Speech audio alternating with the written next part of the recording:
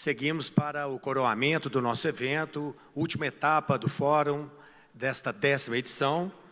E para dar início a esta sessão, quero convidar ao palco o presidente do IFL-BH, Lucas Vidigal.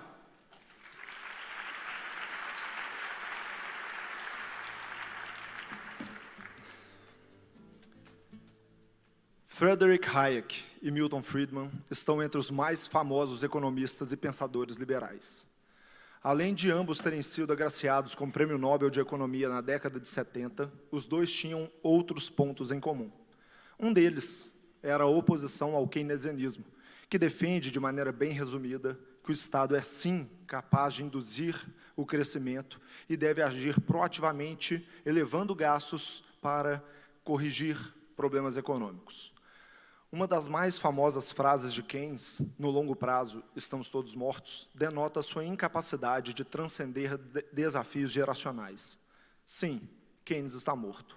Mas as gerações posteriores de diferentes países, inclusive no Brasil, agora precisam lidar com um terrível legado de déficits e dívidas elevadas, influenciada diretamente pela ideia do excessivo intervencionismo estatal na economia, pregada pelo keynesianismo. Outro ponto em comum desses dois economistas geniais é a passagem pela Universidade de Chicago. Hayek lecionou na instituição por mais de 10 anos e Friedman por mais de 30. O nosso próximo convidado também é egresso dessa escola. Mestre e doutor em economia por Chicago, Paulo Guedes é um dos maiores defensores da liberdade econômica no país. Muito antes de se tornar ministro da Economia, Guedes já alertava sobre a incompetência do Estado como protagonista do crescimento econômico e dos danos causados pela excessiva carga tributária, a burocracia e o intervencionismo estatal. A primeira vez que esteve conosco foi no 3º Fórum Liberdade e Democracia, em 2012. Em 2015, Paulo Guedes foi o palestrante da posse da diretoria do IFL-BH. E em 2016, no 7º Fórum Liberdade e Democracia, Paulo Guedes mais uma vez mostrou a todos com uma clareza marcante como apenas a liberdade econômica levaria à prosperidade.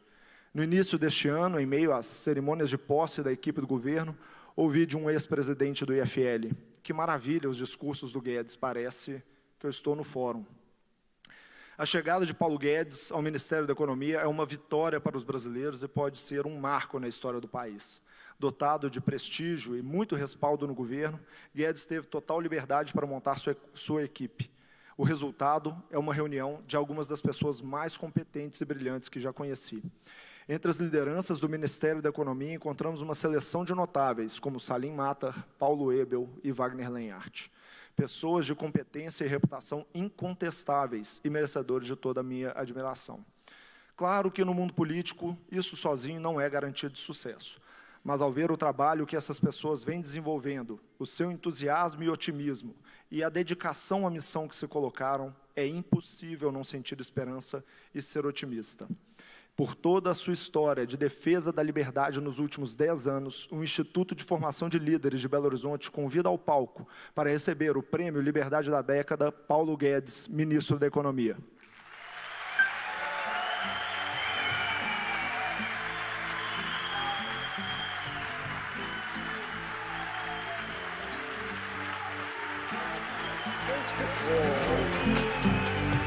Why has man given such importance to prayer? Why man throughout the world has given this extraordinary importance to prayer? Why? Continuing, pursuing. Pessoal, boa noite. Muito obrigado, viu, pela receptividade. Eu morei aqui, né? Não sei se vocês sabem, mas eu estudei aqui na UFMG, fui do colégio militar aqui, até por isso que, de repente, eu estou aí perto desse pessoal. Morei aqui, antigamente aquilo era Barroca, depois virou Gutierrez. Cheguei aqui com 2, 3 anos de idade, nasci no Rio, mas meus pais vieram para cá, cheguei aqui com 2, 3 anos de idade, só saí com 22 depois de me formar aqui. Então, estudei aqui, casei aqui, meus irmãos nasceram aqui, e volta e meia eu venho, gosto muito daqui. E, inclusive, IFL tive algumas vezes, né?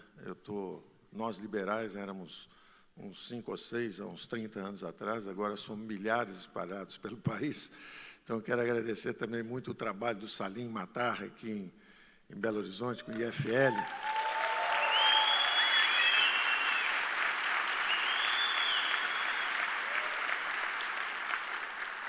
Andou plantando liberais pelo Brasil inteiro, né? Então, temos o IFL em Espírito Santo, Rio de Janeiro, para toda parte. Eu fundei lá no Rio o Instituto Milênio na época, chamei o Salim para nos ajudar lá. O Salim, depois de uns 2 anos, 3 anos, falou: esse negócio está muito devagar, está plantando pouco liberal, eu quero plantar mais rápido. Aí veio para cá e criou o IFL. Então, nós estamos juntos há muito tempo. E eu queria dar um relato para vocês, um panorama para vocês, bastante diferente do que muita gente está achando. Eu estou observando um processo no Brasil de hoje que eu chamo de a dinâmica de uma grande sociedade aberta. O Brasil tem uma democracia vibrante, ela está se desenvolvendo já aí há uns 30 e poucos anos, e muitas coisas que parecem crise, na verdade, são definições, demarcação de território e, principalmente, aperfeiçoamentos institucionais. Então, é muito claro para mim que em nenhum momento a democracia brasileira teve em risco. Muita gente falando: não, porque a democracia está em risco, porque é isso, porque não tem nada disso. É uma democracia vibrante. Nós percorremos todo o espectro da esquerda. Era o PMDB o governo quando houve a transição, era o PMDB do Ulisses, depois virou o PSDB, depois veio o PT, depois voltou o PMDB de novo do Temer. Então, a esquerda praticamente governou 30 e poucos anos, a social-democracia, giramos sempre à esquerda, demos uma volta ao mundo, chegamos ao mesmo lugar, e o lugar era... O dirigismo corrompeu a democracia e estagnou a economia. O lugar era uma economia que crescia 7%, baixou para 5%, baixou para 2%, e praticamente estagnou. E, ao mesmo tempo, como sempre acontece, quando a intervenção do governo cresce demais, ela começa a corromper as instituições. E, principalmente, o foco da corrupção eram as empresas estatais. Então, o Mensalão foi nos Correios, o Petrolão na Petrobras, houve corrupção e desvio também na Caixa Econômica Federal. Então, os escândalos começaram a se multiplicar, foram ficando escândalos bilionários, e aí, quando a população vota fora do eixo convencional, ela vota numa aliança política de centro-direita, liberais e conservadores, aí começam a dizer que a democracia está em risco. Está em risco por quê? Só pode ganhar um lado? Por que está em risco? Não tem risco nenhum. A democracia é vibrante, ela percorreu todo o espectro de esquerda, ela não encontrou uma solução, ela encontrou uma degeneração institucional, encontrou uma estagnação econômica e ela testou o outro lado, votou para o outro lado, votou para os liberais nos costumes, para os conservadores nos costumes e os liberais. Essa aliança também é histórica, acontece volta e meia. Isso aconteceu em vários países do mundo, socialistas de um lado, aliados ao centro, e depois muda, entre os conservadores aliados aos liberais. Já aconteceu várias vezes em vários lugares do mundo. E, normalmente, os liberais são chamados para reconstruir. Normalmente é assim, quer dizer, tocaram fogo no Chile, 30 anos atrás, economia miserável, pobre, numa hiperinflação, exatamente o que está acontecendo na Venezuela hoje. O que nós estamos vendo na Venezuela hoje aconteceu 30 anos atrás no Chile. A economia foi degenerando, a hiperinflação subindo, de repente vem um choque liberal. O Chile hoje tem uma renda per capita que é quase 2 vezes a do Brasil. O Ludwig Erhard, na Alemanha, é a mesma coisa. O capitalismo de Estado, que foi primeiro implantado pela própria social-democracia, na República de Weimar. Na verdade, era uma sequência. Tinha havido o regime,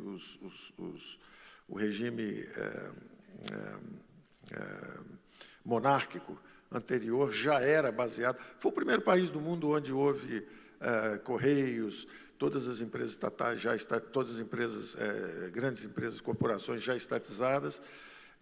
Depois fizeram também a Previdência Social, já como exigência, porque o socialismo começou a pressionar.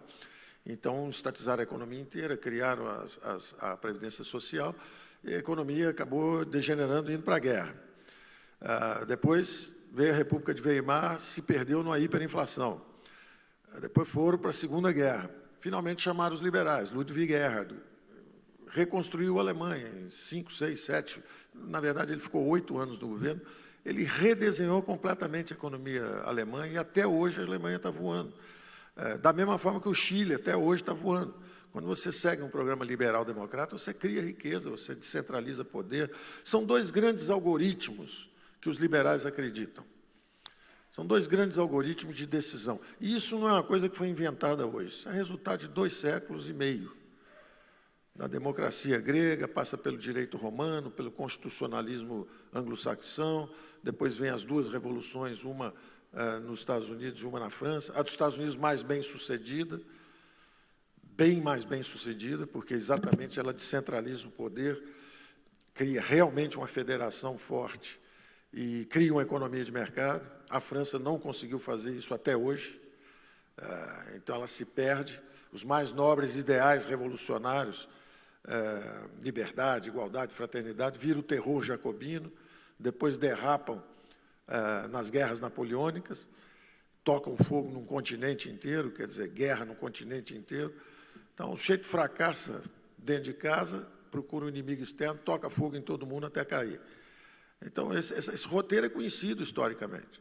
Não é a primeira vez que acontece isso. Toda vez. E um liberal, um grande liberal, o Alexis de Tocqueville, fez essa análise lá atrás, do antigo regime, o que aconteceu na França, como a França se perdeu com o poder centralizado, com a administração centralizada, como, ao mesmo tempo, degeneraram a democracia, entre aspas, né? Quer dizer, supostamente era uma revolução em nome do povo, de cunho democrático, e, de repente, ela degenera no jacobinismo, que é o totalitarismo, porque a máquina continuava centralizada. Você tirou o rei, mas botou o Robespierre. Continua a máquina cortando cabeça do mesmo jeito. Até cortaram do Robespierre também. Aí depois o povo sai procurando um imperador, e acha o Napoleão. Então, essa degeneração do sistema político, essa corrupção de uma democracia ou de um sistema político, e, ao mesmo tempo, essa estagnação econômica e o desastre nas finanças públicas, isso é um fenômeno histórico, antigo. Ele continua produzindo vítimas. A União Soviética, mesma coisa. A União Soviética, mesma coisa. Se desintegrou exatamente, se corrompeu totalmente o sistema, degenerou politicamente e a economia estagnou. Então, cai o poder central, colapsa, implode o poder central. Então, isso tem acontecido historicamente. A gente vê episódios desde impérios como o Império Soviético até pequenos países como era a Venezuela, que, aliás, não era pequena, a renda per capita era altíssima. O PIB venezuelano caiu 90% em 15 anos. Quer dizer, a Venezuela foi destruída na geração de vocês. Vocês estão olhando, lendo os jornais e vendo. Agora, sumiu dos jornais brasileiros, né? Ninguém mais vê, ninguém fala da Venezuela. Quando o Chaves estava lá, era todo dia, socialismo bolivariano, século XXI, a nova esperança, olha o que deu aquele negócio. Então, essa trajetória é histórica, isso acontece, seguidas vezes, não aprende quem não quer, ou quem é cego, ou quem quer destruir a democracia. Pode ser que alguns queiram destruir a democracia, mas o sistema democrático brasileiro, em nenhum momento, mostrou estar em risco, porque ele reage. Então, quando nós não completamos essa transição, porque nós fizemos uma abertura política, mas nós não fizemos uma abertura econômica, nós não completamos essa transição econômica. O Brasil é um caso de transição incompleta. Nós ainda não descentralizamos o poder e nós não descentralizamos ainda completamente a economia. Nós começamos a votar, mas nós não conseguimos ainda transformar o regime político e o regime econômico numa efetiva descentralização de poder. E o interessante disso é que os liberais acreditam em dois algoritmos, basicamente, para decisão. Um algoritmo de decisão política.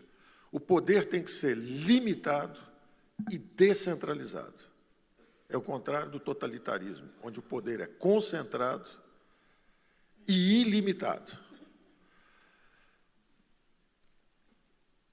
Então, os regimes democráticos, a principal característica é justamente a limitação dos poderes, e são poderes independentes, um limita o outro, e a descentralização desses poderes.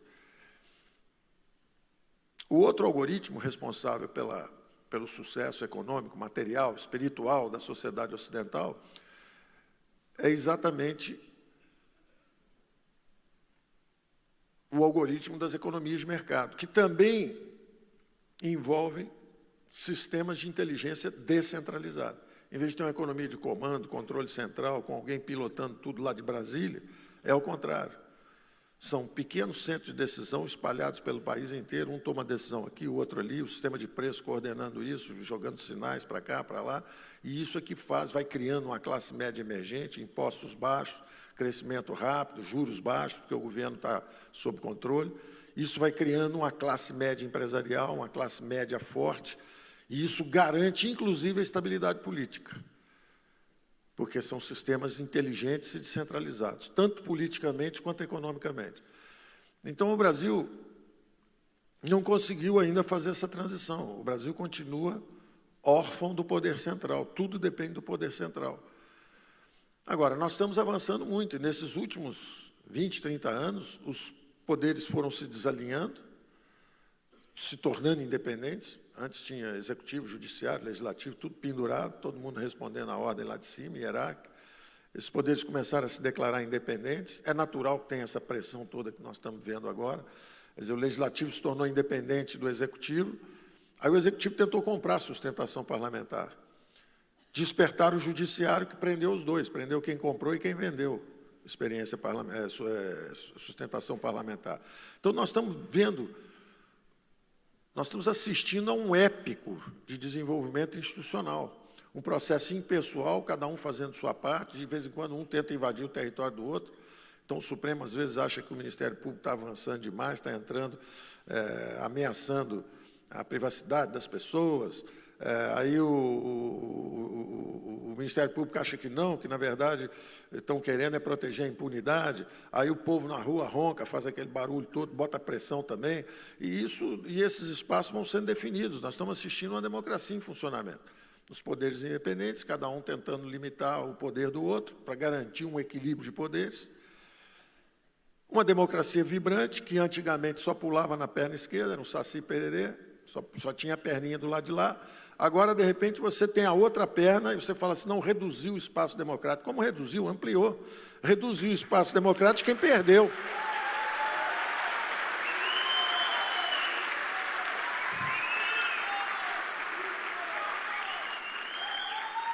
Se você é social-democrata, reduziu o seu espaço democrático. Você agora é 49%. Antigamente, você era 51%. Você agora perdeu. Vai para o banco, descansa um pouco. Saiba viver uma democracia. Democracia você não ganha sempre, você às vezes perde. Inclusive, se você ganhar sempre, vai para 100% do PIB de despesa pública. Subiu sem parar.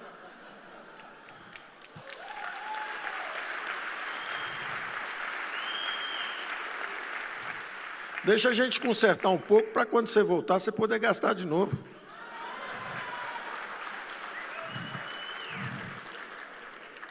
Então, depois de 40 anos de expansão ininterrupta de gastos públicos, saíram de 18% do PIB para 20%, 22%, quando os militares saíram já estavam em 24%, 25%, aí entra o governo Sarney primeiro, quando sai já está em 30%, entra o Fernando Henrique, quando sai está em 32%, sai o Lula com 36%, sai a Dilma com 45%, até onde ia isso? Aí, de repente, a população vota numa outra direção. Por 40 anos, os gastos públicos subiram sem parar. 40 anos, os impostos subiram sem parar. Os juros altíssimos o tempo inteiro. A economia afundando há 40 anos. A economia está descendo, ela crescia 7,5%. Durante décadas, foi a economia que mais cresceu no mundo. Mais que China, que Japão, que Coreia, que Estados Unidos, que Alemanha. Recebia imigrantes do mundo inteiro. A segunda maior colônia de italianos fora da Itália, a primeira maior colônia de japoneses fora do Japão, a terceira maior colônia de alemães fora da Alemanha. O país recebia gente do mundo inteiro crescendo aceleradamente. Aí começa a desacelerar.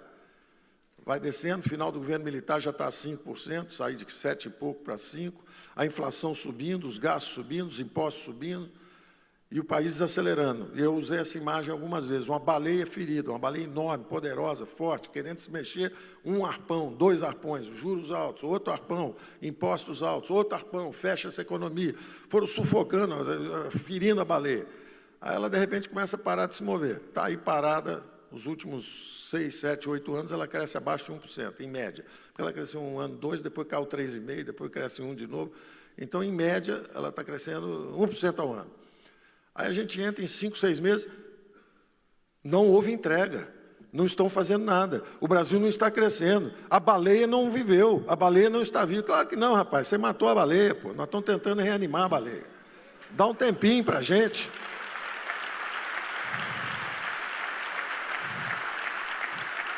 Você fica 40 anos furando a baleia, sangrando a baleia.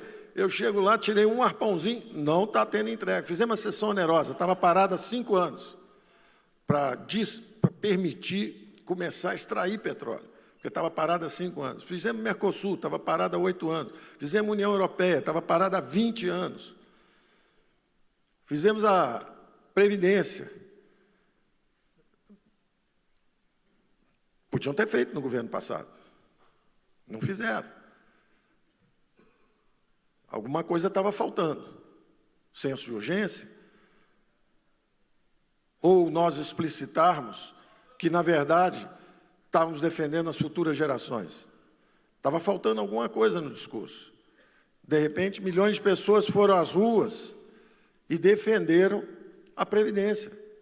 Milhões de pessoas nas ruas. Isso é inédito. Eu não me lembro de caso, em qualquer país do mundo, 1 milhão de pessoas em cada capital brasileira dizendo: por favor, façam a reforma da Previdência.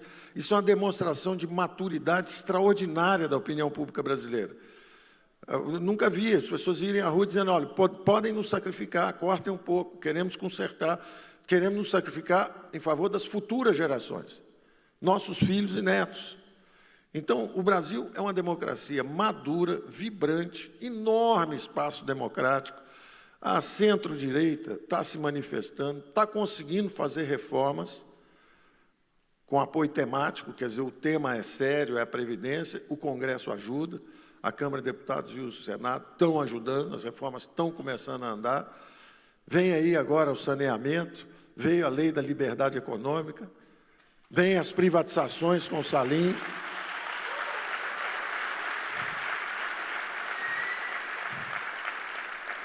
A economia já está começando a andar mais rápido nesse segundo semestre. Foi o menor déficit dos últimos 6 anos, o menor déficit nominal dos últimos 6 anos, ao mesmo tempo a maior geração de emprego dos últimos 5 anos. A coisa está começando a andar. Agora, dá um tempo, dá um apoio.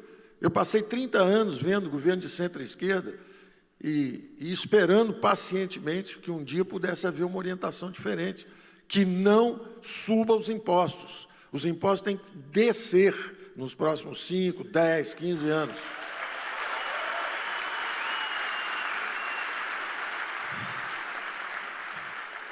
A economia brasileira tem que se abrir, não pode a 8ª economia do mundo ser a 100ª, 36ª em grau de abertura. Quer dizer, uma das economias mais fechadas do mundo. Mais fechada que o Brasil é a Etiópia e mais o Iêmen. Isso é literal, isso não é brincadeira. 109ª em facilidade de fazer negócios, quer dizer, um absurdo. Baixíssima produtividade, impostos elevados, juros altos demais. Isso tudo é consequência.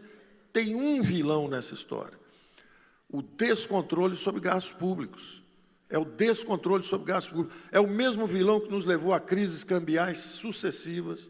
É o mesmo vilão que nos levou para 2 hiperinflações, nos levou para a moratória externa, nos levou para a estagnação, nos levou para a corrupção, nos levou para juros altos, para impostos elevados. É o mesmo vilão. E os liberais sabem disso há 200 anos. E tem um fenômeno extraordinário acontecendo agora, e que vale a pena explicar, porque parece que o fenômeno é aqui, mas, na verdade, é um fenômeno um pouco mais profundo que está acontecendo. São 3,7 bilhões de eurasianos vítimas do socialismo, chineses, os indianos, o leste europeu, Hungria, República Tcheca, Croácia, a antiga Iugoslávia, Sérvia, Polônia, Rússia, eram todos socialistas. Caiu a cortina de ferro, em 89. Eles perceberam que o socialismo era um caminho equivocado. Nobres ideais. Os ideais são nobres. Os socialistas roubaram a bandeira da solidariedade das grandes religiões. São religiões milenares, pregando a fraternidade. De repente, chega meia dúzia de cara com a bandeira vermelha, dizendo, nós amamos o próximo, nós é que gostamos dos outros, nós vamos salvar os outros. Pegaram o monopólio da fraternidade e da solidariedade, politicamente, no mundo inteiro. E dominaram o cenário político do século passado. Inclusive produzindo antíteses. Então, tinha o internacional socialismo, produziu o nacional socialismo. Então, para cada Stalin, um Hitler.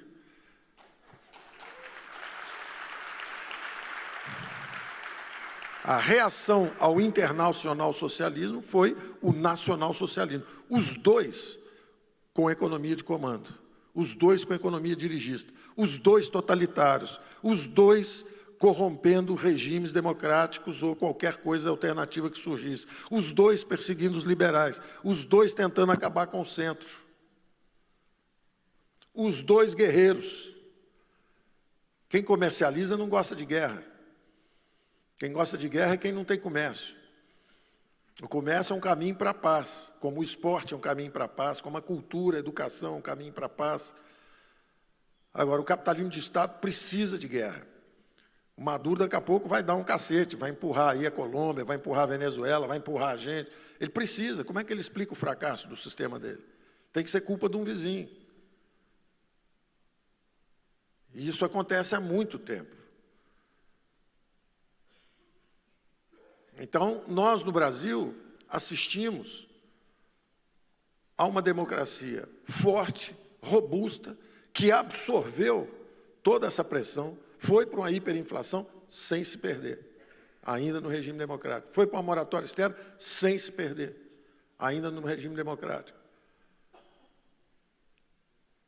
Sofreu corrupção sistêmica, sem se perder, ainda no regime democrático.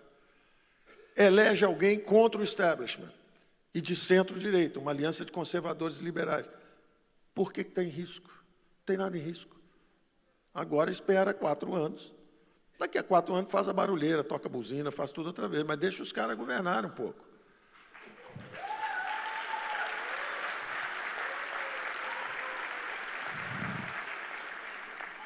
Nós começamos com um foco. Foi no primeiro semestre, nosso foco foi a reforma da Previdência. Outras coisas estamos fazendo. O Salim vendeu lá os 80 milhões que ele tinha de meta, 80 bilhões já vendeu, antes de acabar o ano. Abrimos para o Mercosul, abrimos para a União Europeia, abrimos para o EFTA, que é o European Free Trade Area, quer dizer, a área de livre comércio europeu. Na verdade, são países como Noruega, Suécia, Suíça, são ricos em volta, no entorno, na franja da Europa. Estamos avançando, estamos conversando com os americanos, já fizemos um acordo de livre comércio em automóveis com os argentinos aqui. Na verdade, ele tem um prazo de maturação, não é instantâneo, mas já está tudo assinado e agora ele começa a convergir para comércio livre.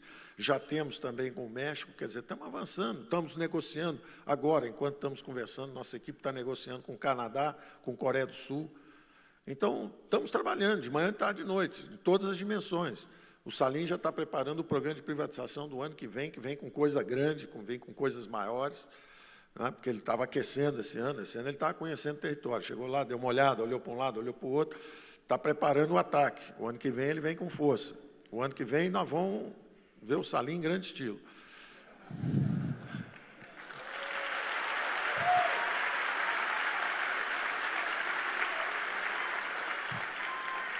Estamos desestatizando o crédito,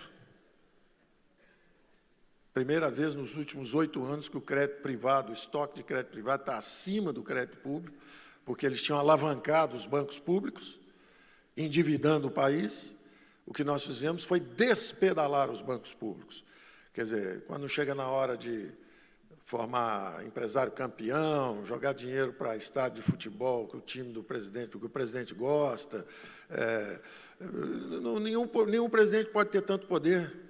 De repente eu torço para o Flamengo, aparece um estádio, de repente, porque eu sou presidente da República e gosto do Flamengo. Vamos fazer um estádio de Palmeiras agora, financiado. Não, eu falei do Palmeiras porque o presidente é Palmeiras. Por isso que eu dei exemplo do Palmeiras, né? Porque o Lula é Corinthians, ele gosta do Corinthians, de repente uma empreiteira foi lá e fez um campo. Está com a dificuldade enorme para pagar, né? Não está conseguindo pagar. Está com dificuldade de pagar. A Caixa Econômica Federal foi lá dar uma olhada, o dinheiro do Corinthians está difícil de pagar o estádio, né? Porque a empresa que fez também cobrou um preço que era um pouco maior do que o preço normal. Agora o Corinthians não paga a empresa não paga a Caixa. Começou o rolo geral da República. O rolo está rolando. Então, não pode isso. Um presidente gosta de um time, surge um estádio para o time. O presidente gosta de 2 empresários, um vira a maior fábrica de proteína animal do mundo. O cara saiu, comprou 1, 2, 3, 4, 5, já foi embora, já comprou tudo lá fora, virou a maior fábrica de proteína animal do mundo. Está lá, bacana, o presidente é amigo. O banco ainda ganhou dinheiro. Tudo bem, mas quem disse que o banco, para ganhar dinheiro, tem que financiar uma empresa para fazer um negócio desse? Então, está cheio de distorções. Demos dinheiro para Cuba, para a Venezuela, que jamais pagarão esses empréstimos. Não tem dinheiro, não tem capacidade, estão países quebrados. Por que demos esse dinheiro também? Então, esse poder ilimitado de um presidente é errado, é equivocado. É sintoma de subdesenvolvimento das instituições brasileiras. Mas elas estão se aperfeiçoando. Agora já vai ser mais difícil pegar um dinheiro desse lá. Inclusive porque nós estamos desalavancando o banco. Estão puxando o dinheiro de volta, pagando a União, reduzindo a dívida e ampliando o mercado de crédito privado. Então, o resultado, os juros estão desabando, não só a percepção de risco lá fora, que está num ponto mais baixo da história, mas também aqui dentro. Os juros estão descendo, já estão a 5,5, vão continuar descendo, e o Brasil vai começar a ser interessante para os empreendedores, em vez de ser o paraíso dos rentistas, como foi nos últimos 30 anos.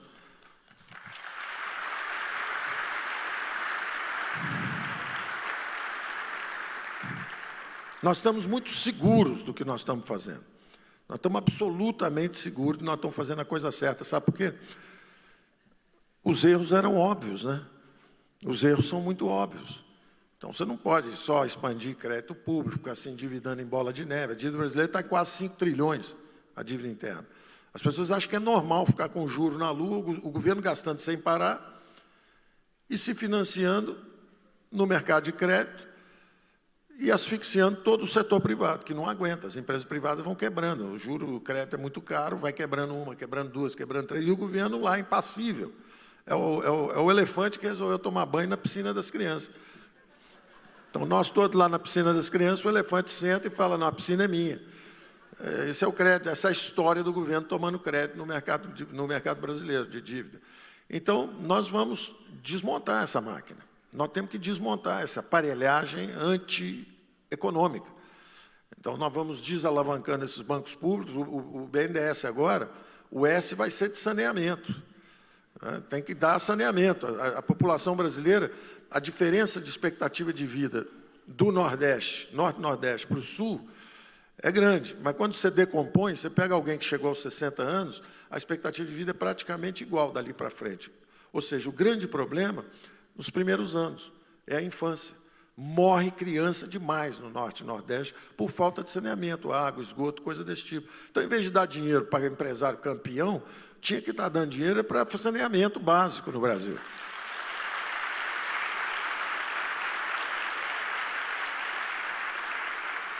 Mas quando você dá dinheiro para a empresa campeão, ele depois financia sua campanha eleitoral.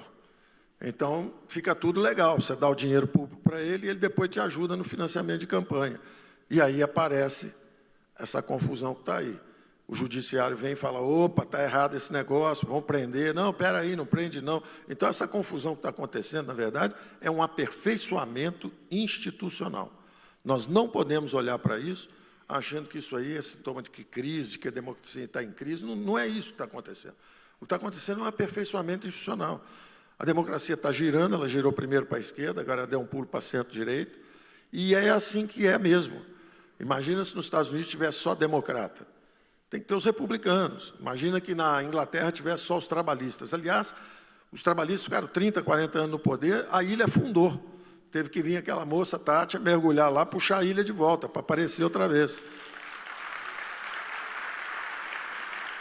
Da mesma forma que os americanos estavam indo para a inflação de 2 dígitos, a inflação subindo, teve que aparecer um Reagan para botar o negócio no lugar também. Na Alemanha teve que aparecer um Ludwig Erhard para botar no lugar. No Japão teve que ser o Partido Liberal Democrata para reconstruir o Japão no pós-guerra. No Chile tiveram que ser os Chicago Boys para reconstruir aquilo também. Então, isso é conhecido. Não, não fui eu que apareci, não, são todos vocês, porque eu já estou aí há muito tempo e nunca deu certo.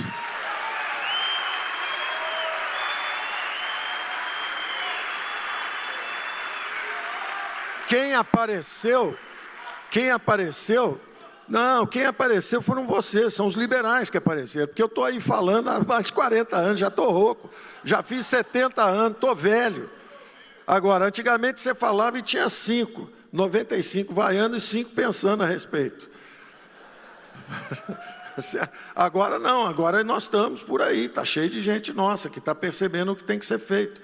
E graças a esse tipo de trabalho também. Esse trabalho de as pessoas, olha, tem aqui o liberalismo, é uma proposta super razoável, é culturalmente bem mais sofisticado. Fazer um socialista leva 10 minutos. Fazer um liberal, no mínimo 20 anos.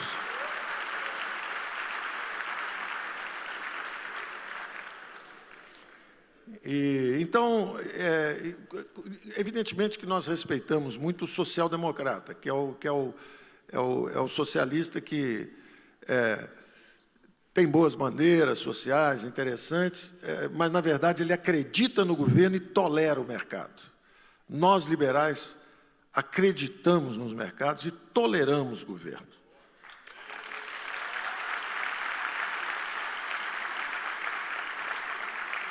Sabemos que os governos são necessários para colocar as regras do jogo, sabemos que os governos são necessários exatamente para ajudar os mais frágeis que caíram, sabemos que os governos são necessários para fazer a regra do governo representativo, respeitamos muito os governos, mas não como os geradores de riqueza. Eles, na verdade, fazem as transferências de renda. Eles tributam os que trabalham, os que produzem, para justamente dar uma igualdade de oportunidade aos que ficaram para trás, pelas desigualdades. Isso está tudo muito certo. E é desse equilíbrio que a democracia vive.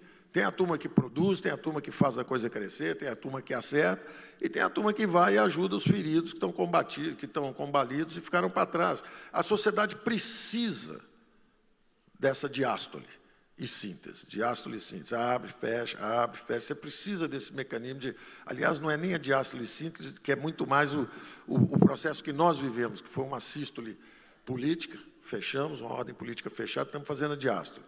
Nós precisamos, na verdade, dessa alternância de poder, que é justamente um pouco mais de governo, excessos, encolhe o governo de novo, deixa o mercado funcionar mais, agora excessos, vamos de volta. E, na verdade, nada disso era preciso se todos estivéssemos juntos, porque aí você pode fazer o crescimento e a distribuição de oportunidades ao mesmo tempo. Mas como existem tribos, como um bota a camisa do Cruzeiro e outra do Atlético, tem que ir para o jogo e um tem que ganhar. De vez em quando ganha um, de vez em quando ganha o outro. Mas o ideal é que tivesse com a camisa da seleção brasileira. E aí dá para consertar o país, porque o país, no caso, é uma seleção brasileira.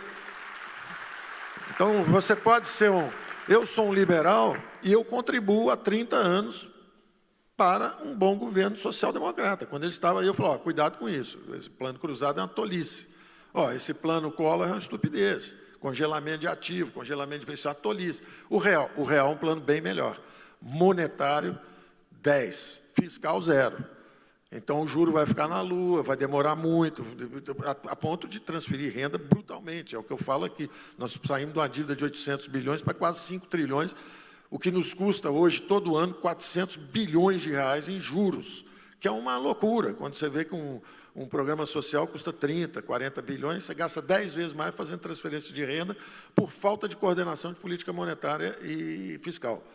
Então, o plano real foi um plano brilhante do ponto de vista monetário, mas foi um desastre do ponto de vista fiscal. Ele não teve o apoio fiscal. Ficou tudo em cima do Banco Central. É como se você estivesse dirigindo um carro, você pisa no acelerador com o pé direito e pisa no freio com o esquerdo o tempo inteiro.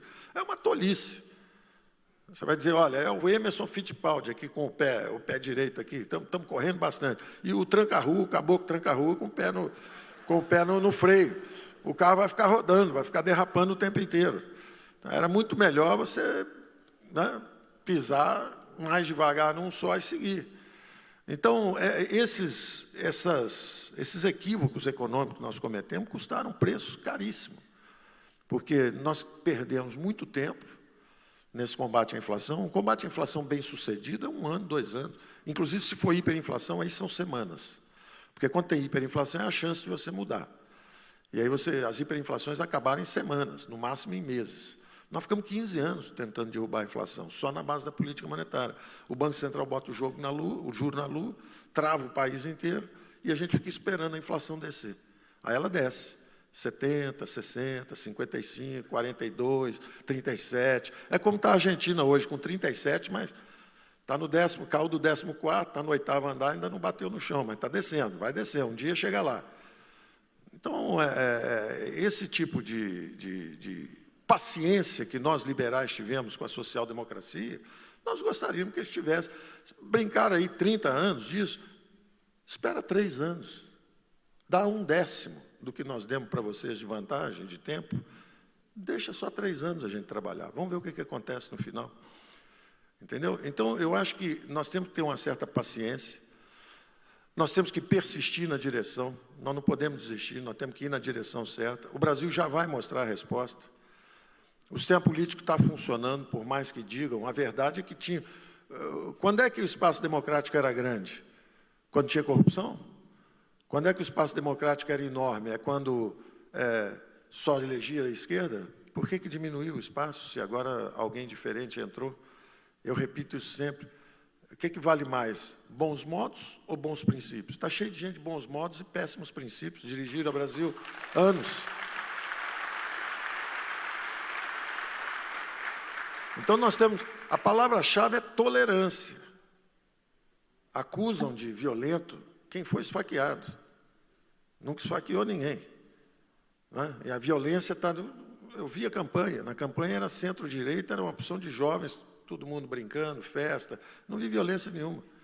Do outro lado, juntava 20 caras com a camisa vermelha, pedaço de pau, batendo em carro, batendo em tudo, quebrando cidade, quebrando banco, quebrando...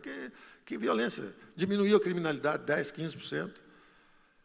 O desmatamento está abaixo da média dos últimos 15 anos. O Brasil funcionando. Que história é essa de que não está funcionando a democracia brasileira? Que história é essa? Onde é que as pessoas estão com a cabeça? O que querem fazer com o Brasil? Não acreditam no que nós mesmos fizemos? Nós estamos fazendo democracia há 30 anos, nós vamos ter medo de quê? Somos todos democratas, não quero saber se é direita, se é esquerda, se não tem, somos todos democratas.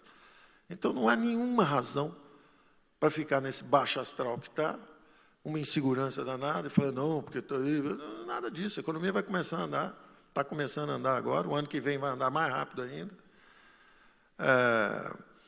Eu acho que, para o grau de estrago que foi feito, os desequilíbrios são enormes, quer dizer, os buracos financeiros deixados são enormes, o dinheiro todo carimbado, o Moro quer gastar 500 milhões na Força de Segurança Nacional, mas não pode gastar, porque não tem orçamento para isso. Mas, ao mesmo tempo, tem um fundo penitenciário que tem 1 bilhão e 500 milhões e ele não pode pegar o dinheiro. O Caiado, o Estado de Minas está quebrado, aliás, Minas está quebrado também, né? O Zema, vocês devem ter visto o Zema falando aqui, conversa boa, cara sério, quer consertar, liberal, vai vender as estatais, vai andar para frente, daqui a 2, 3 anos, Minas está em outra situação. Eu tenho certeza, nós vamos dar todo o apoio, porque é um cara que quer fazer a coisa certa.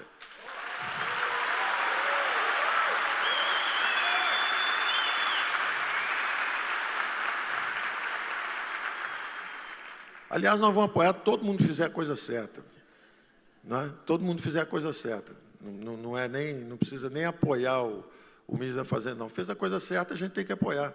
Está lá o BNDES também, vai ajudar saneamento, mas vai ajudar também privatizações. Então, o Zema quer vender estatais, nós vamos adiantar recursos para ele. Então, em vez dele sanear tudo e entregar para quem quebrou depois, deixa pelo menos ele ter uma antecipaçãozinha e respirar, dá um canudinho para ele respirar, pelo menos aí um tempo. Ele merece, né?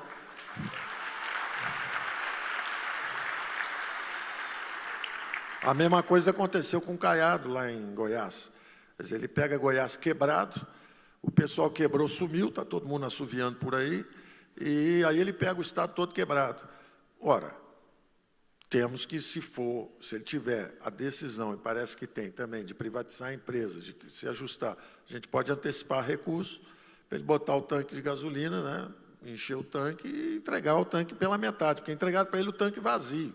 Isso não é legal. O legal é pegar o tanque pela metade e devolver pela metade. Você não pode pegar cheio e devolver vazio. E pegar vazio e entregar cheio também é trabalhar para o inimigo, né? Quer dizer, o cara quebra o Estado, você vem, conserta tudo e entrega para ele cheinho. Não. Você tem direito de gastar durante o seu mandato também, exatamente para que seja um bom governo. Então, nós estamos muito atentos a isso. E vamos agora para o segundo passo muito importante. O primeiro semestre nós fizemos a reforma da Previdência. Era importante porque era um buraco negro que ameaçava engolir a economia brasileira. O nosso passo seguinte, porque durante toda a campanha nós falamos que nós queremos controlar os gastos públicos. Se o principal vilão era esse descontrole de gastos públicos, nós teríamos justamente que recalibrar toda essa trajetória futura de gastos públicos. Por exemplo, quando fizemos a reforma da Previdência, em 10 anos, quase 1 trilhão, 900 bilhões. Só que em 20 anos, 3 trilhões e meio. Em 25 anos, 4 trilhões de despesas. Então, nós conseguimos reduzir esses gastos em pelo menos 4 trilhões quando você joga lá para frente. Em 10 anos, 1 trilhão. Isso dá uma clareada no horizonte fiscal. O Brasil não está mais... Não é uma explosão certa. Veja, nós não consertamos o déficit. Nós só impedimos a explosão total. Tudo isso são cortes de despesas futuras. A gente não cortou nada ainda. Nós só impedimos o colapso total. O Brasil ia ser engolido. E as aposentadorias iam acabar. Acabaram as aposentadorias, acabaram o salário de funcionalismo, acabou o funcionamento de saúde, educação, acabou tudo. Porque, irresponsavelmente, um sistema como esse, que tem uma bomba relógio dentro, não foi ajustado por mais de 20 anos. Ficaram mais de 20 anos sem fazer o ajuste que tinha que ser feito. Então, quando nós desarmamos essa bomba, nós só garantimos um tempo para trabalharmos. E, na mesma hora, os mercados reconheceram isso, os juros começaram a descer, a economia já começa a se movimentar um pouco mais e a gente prossegue com as reformas. Nós vamos prosseguir com as reformas. Qual seria a segunda? O Pacto Federativo. Então, a nossa ideia era atacar as despesas. Primeiro, as despesas da Previdência, e agora, no segundo semestre, vamos atacar as despesas com os outros componentes, que são exatamente as despesas com a própria máquina. Então, são salários excessivos de funcionalismo, e não vamos tirar salário de ninguém, não, é só não deixar aquele descontrole. Enquanto o Brasil estava indo para o inferno, justamente quem tinha as melhores aposentadorias e os melhores salários de estabilidade de emprego estava recebendo aumentos reais. Todo ano, aumentos reais. As empresas de saneamento público, aumentando as tarifas do serviço de água e esgoto, para dar aumento de salário para eles mesmos. E os investimentos de saneamento caindo. Então, as empresas estatais acabaram aparelhadas politicamente, quebradas financeiramente, sem capacidade de investimento e impedindo os investimentos privados. Porque aquilo ali, o setor público está sentado ali, é aquele negócio, não caga nem sai da moita. Tá certo? O cara senta lá na moita, a moita da eletricidade é minha. Senta uma estatal lá e fala, é minha. ninguém investe. E você vai investir? Também não, não faço nada. Mas não sai da moita, a moita é minha. Isso está acontecendo em saneamento, em eletricidade, né? Geração de energia elétrica, distribuição de energia elétrica, distribuição de gás. Então, nós estamos quebrando monopólios. Nós quebramos um monopólio duplo agora, por exemplo, para dar o choque da energia barata. Nós chegamos na Petrobras e falamos, olha, não somos nós. É todo um arranjo de instituições funcionando. O CAD apertou a Petrobras e falou, vem cá, você vai ficar aí sentado em cima do gás, queimando gás, a gente fura o petróleo, sai o petróleo junto com o gás, a Petrobras queima o gás. Não vamos queimar o gás, vamos aproveitar, vamos botar aí dutos, vamos transportar esse gás para a costa e vamos transformar isso em poder de termoelétricas. Vamos fazer termoelétricas aqui. Então, abre mão do monopólio, deixa mais gente explorar esse negócio. Aí a ANP vem também, aperta a Petrobras, aí a Petrobras resolve, aí vende a distribuidora de gás que ela tinha também, a TAG, aí o Supremo Tribunal diz, não, espera aí, não pode, aí a gente vai, conversa com o Supremo, por que não pode? Não, não pode, porque tem que ter uma legislação específica, então vamos fazer legislação. Aí foi aprovada a legislação, o Supremo também colaborando, o Supremo dizendo, olha, ok, se for para vender subsidiária, não precisa pedir permissão, pode vender. Agora, se for para acabar com a matriz, aí sim, tem que vir aqui, tem que fazer uma lei. Ok, beleza, vamos vender as subsidiárias. Essa a gente não precisa pedir autorização. Então, quebramos tanto o monopólio na exploração do gás, como quebramos também o monopólio na distribuição do gás. Quebrando esses dois monopólios, agora vem gás do pré-sal, vem o gás da Bolívia, e, ao mesmo tempo, estamos tentando, com o ministro Tarcísio, que também está fazendo um belo trabalho com concessões, privatização, concessões de aeroportos, de portos, de rodovias, fechar um duto entre Buenos Aires e Porto Alegre. Eles têm uma região lá onde eles acharam shale gas, né, o gás também, e eles podem distribuir para o Brasil. Então, o Brasil, vindo gás da Bolívia, vindo gás do sul, da Argentina, e vindo gás do fundo do mar, nós vamos derrubar o preço do gás natural em 30%, 40%. E aí nós podemos reindustrializar a economia brasileira em cima da energia barata. Esse choque já aconteceu. Agora leva um tempo para as coisas começarem a trabalhar, mas não foi nada simples fazer isso. Isso envolveu a ANP, Ministério de Minas e Energia, Ministério de Economia, o CAD, a Petrobras. Isso leva tempo, mas nós fizemos também num tempo relativamente rápido. Quem está lá e conhece isso, seja o Mansueto, que está lá há muitos anos nessa parte do Tesouro, seja o Odoni, que é o cara que está na ANP, ele diz, olha, nós nunca vimos um governo funcionando em tal velocidade. Aqui fora é o contrário. O governo não entrega, não está tendo entrega, não está acontecendo nada. Quer dizer, quando eles entenderem o que está acontecendo, já caíram do caminhão, porque o caminhão vai sair correndo e vai chegar negro caindo na boleia, na curva. Quando fizer a curva, vai cair uma opção de gente para fora do caminhão. Tá certo?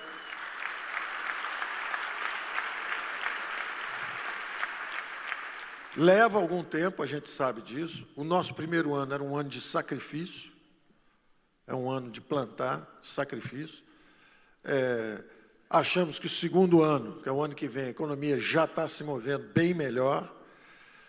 Terceiro ano já decolou e quarto ano está em velocidade cruzeiro. É o que a gente acha que vai acontecer. Não queremos cair no problema que a Argentina caiu, de hesitar no primeiro ano, hesitar no terceiro, no final está tudo degringolando. E aí a tragédia final, volta os que quebraram. A turma que quebra, volta para acabar de quebrar, para ter certeza que vai... Eu não posso falar isso, porque é um governo novo que vem aí. Eu tenho que fazer assim e dizer que estamos juntos.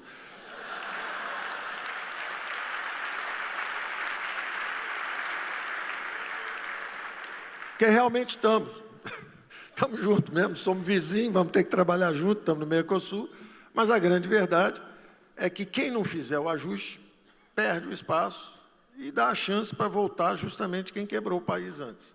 Que não é problema nosso, é problema deles. Eu não quero nem comentar, que a última vez que eu falei de gente de outro lugar, eu andei falando besteira, né? Andei falando besteira.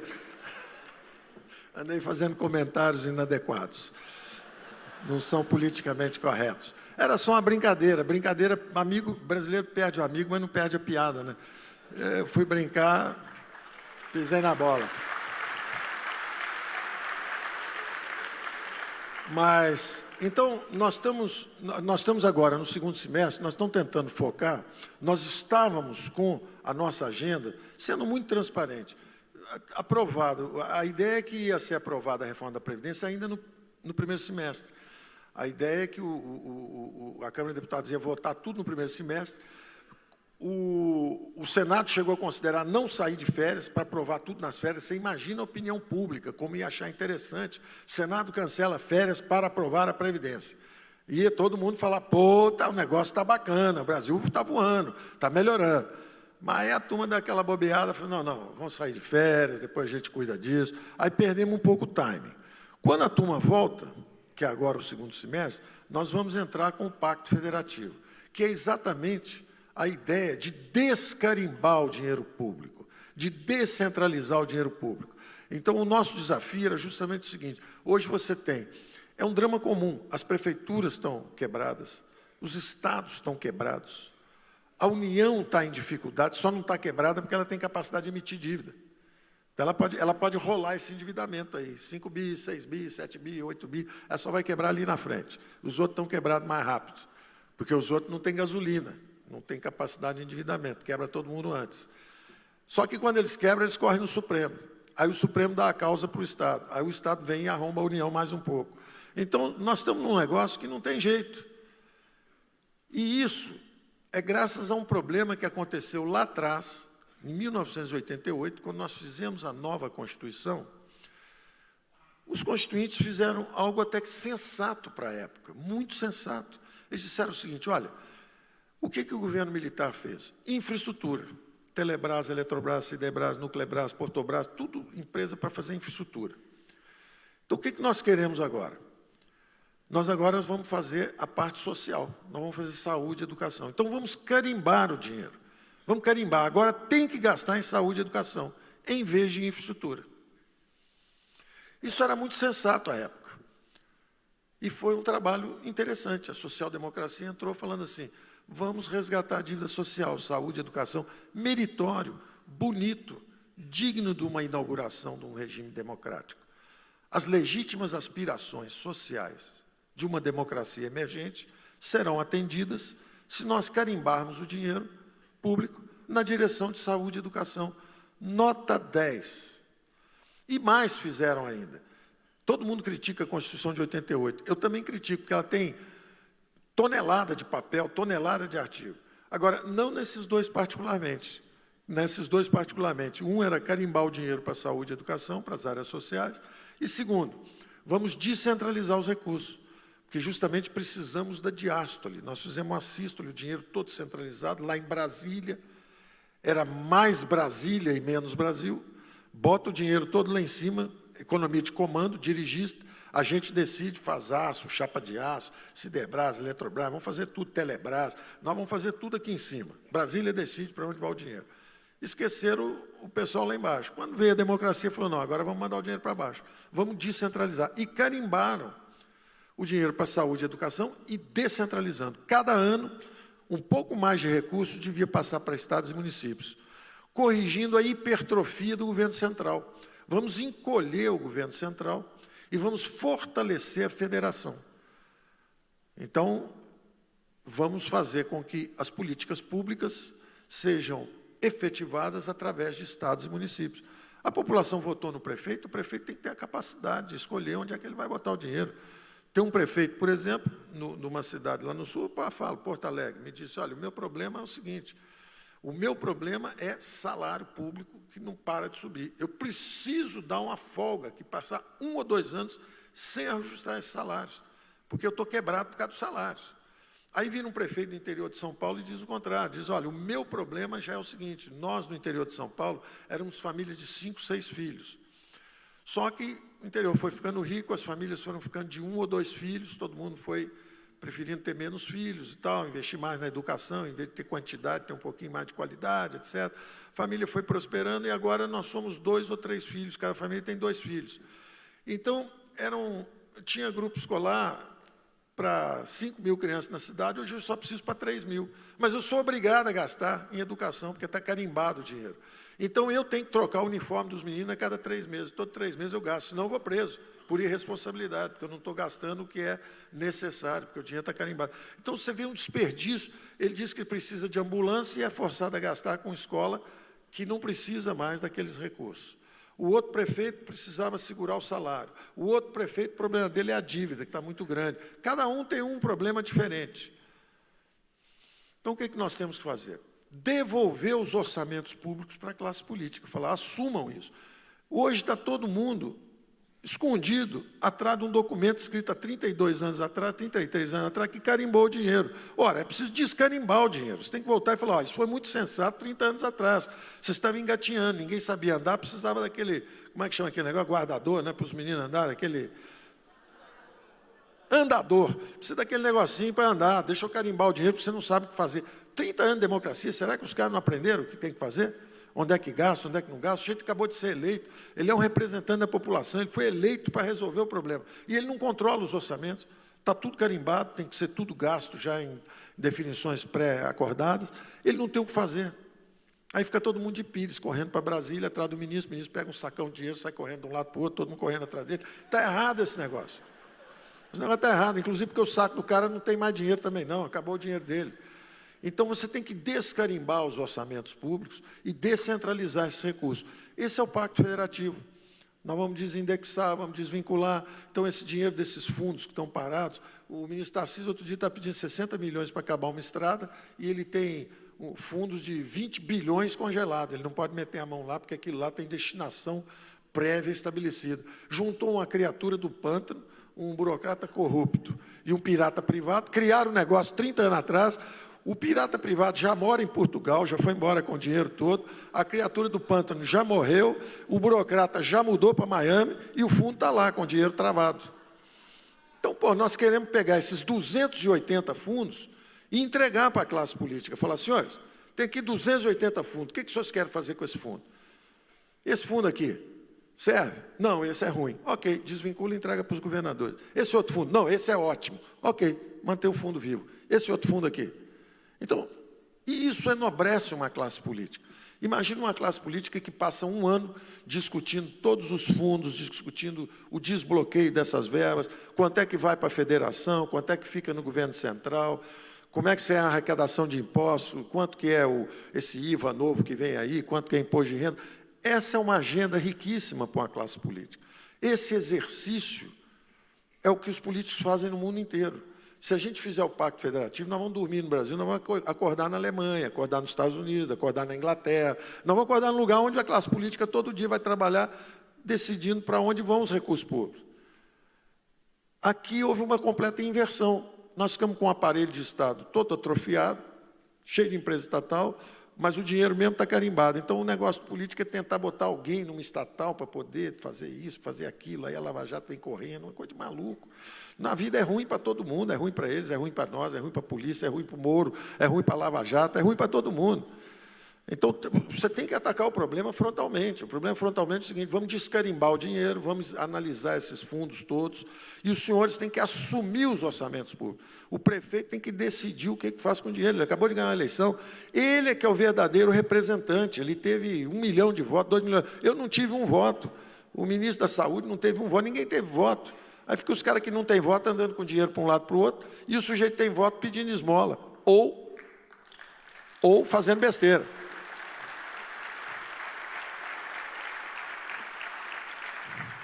Então, o nosso segundo movimento era justamente ir para o Pacto Federativo. Mas aí houve uma acelerada, aquele negócio, você começa a dançar você não, com a outra pessoa, você não sabe ainda, nunca dançou junto, né? Eu não danço, deve ter bastante tempo. Inclusive porque agora dança todo mundo separado, mas quando eu era jovem, você dançava junto. Então, você tinha que acertar o passo. E você, às vezes, um pisa no pé do outro, demora um pouco, dependendo do ritmo. E eu acho que aconteceu isso. Nós tínhamos acabado de fazer uma dança boa, que foi o negócio da Previdência. De repente, quando nós fomos nos preparar para fazer o Pacto Federativo, alguém falou, eu vou dançar Foxtrot. Lançou a reforma tributária. Baleia Roça, PI, não sei o que lá. Aí o Senado fala, eu vou dançar rock. Lancei aqui o Raul, a reforma do Raul. Aí o Bivar, no PSL, também no Senado, eu vou lançar o imposto único. Pô, aí nós olhamos para as 3 lados diferentes e falamos, bom, Vamos dar uma parada aí, vamos ver o que esses caras querem fazer, a gente conversa com eles, a gente dança com eles, assim que eles resolverem. Qual que é o próximo passo? Então, tem uma questão de timing político. Timing político. Se uma parte quiser fazer, se eu quiser fazer uma reforma do Pacto Federativo e a Câmara e o Senado disserem que não, nós vamos fazer a tributária, eu tenho que recuar e falar, bom, então agora vamos ter que fazer a tributária.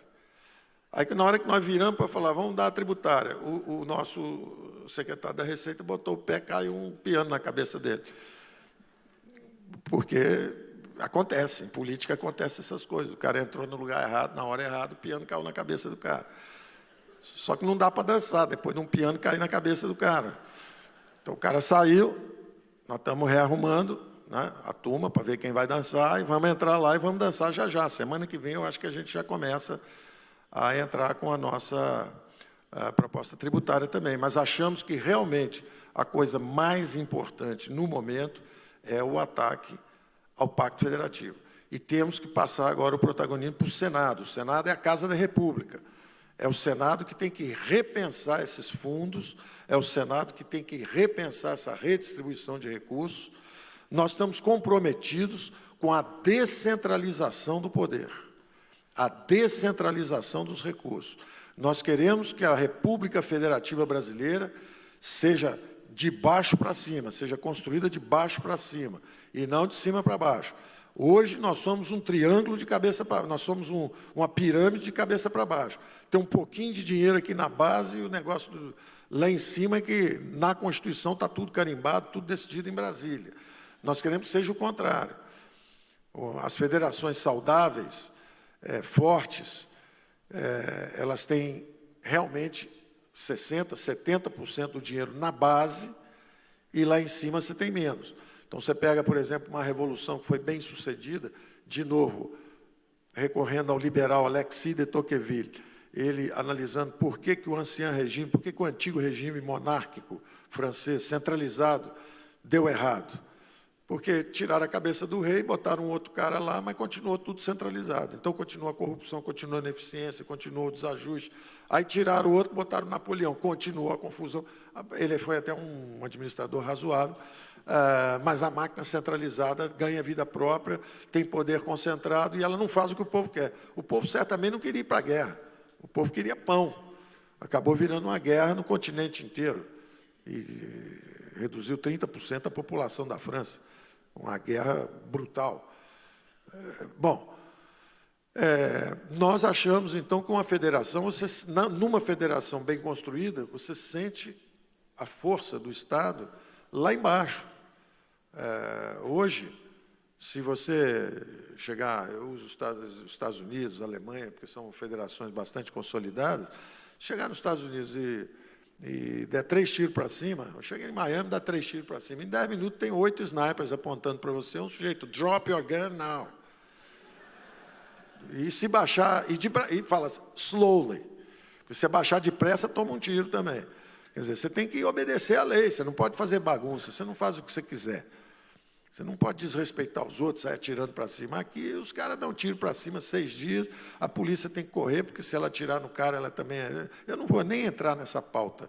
Eu só vou dizer que tem um problema nosso que não tem... Você não sente a força do Estado na base. Falta dinheiro na escola, falta polícia na rua, então você acaba não satisfazendo as aspirações populares. E você vê que a federação, a União nos Estados Unidos, como eles nasceram de baixo para cima, eram 13 colônias.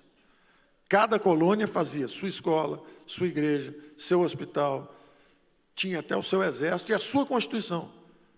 Cada uma tinha a sua Constituição. De repente, eles começaram a brigar com os ingleses. Quando começaram a brigar com os ingleses, eles criaram a União. Ou seja, primeiro tem a base, forte, dinheiro, presença do Estado, tudo aqui embaixo. Você sente a presença do Estado. Como eu disse, se fizer um crime, der tiro para cima, a polícia chega. Se você desmaiar, chega a ambulância. Em 30 segundos tem uma ambulância lá para te pegar e te levar também. Então tem saúde, tem educação, você sente a força do Estado, a presença do Estado. E lá em cima, eles gastam com internet, mandar um homem à lua, depois fala, não, isso está muito caro, para um pouco, para uns 15 anos, não manda mais ninguém, não. Mas eles experimentam, cria a internet, bota a frota do Pacífico Sul para segurar as rotas de comércio no sul da Ásia. Então, o governo federal, volta e meia, faz um negócio, mas o grosso do dinheiro está na base, está onde o povo vive. Então, o nosso pacto federativo é exatamente mandar o dinheiro para onde o povo está.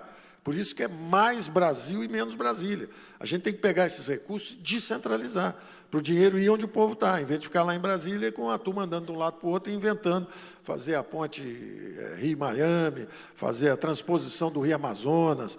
Os caras começam a fazer coisas realmente ambiciosas. E aí quebra o país. Não chega ao final em nenhuma das obras, estão todas as obras paradas.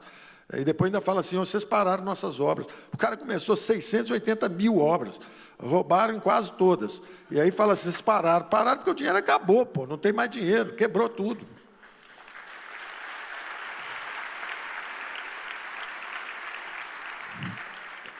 Então, eu fico por aqui, eu vou pedir a vocês apoio para a gente, porque é difícil a coisa, mas, ao mesmo tempo, dizer que nós estamos seguros do que estamos fazendo e o Brasil vai começar a colher os frutos desse regime virtuoso nosso, que é uma democracia vibrante, muito brevemente. Muito brevemente nós vamos estar vendo as coisas melhorando.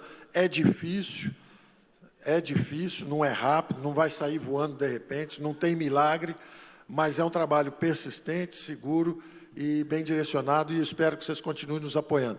Um abraço para todo mundo e vamos em frente.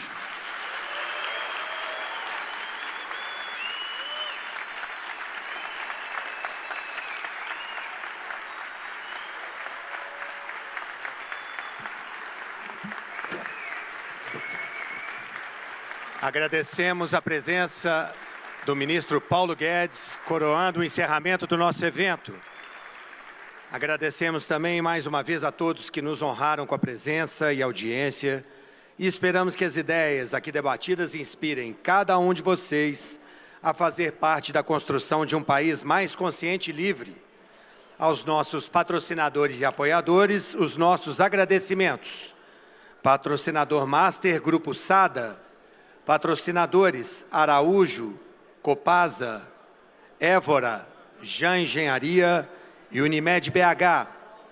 Apoio Abra, Vídeos para Web, Coinext, Corretora de Criptomoedas e Partners Comunicação Pro Business.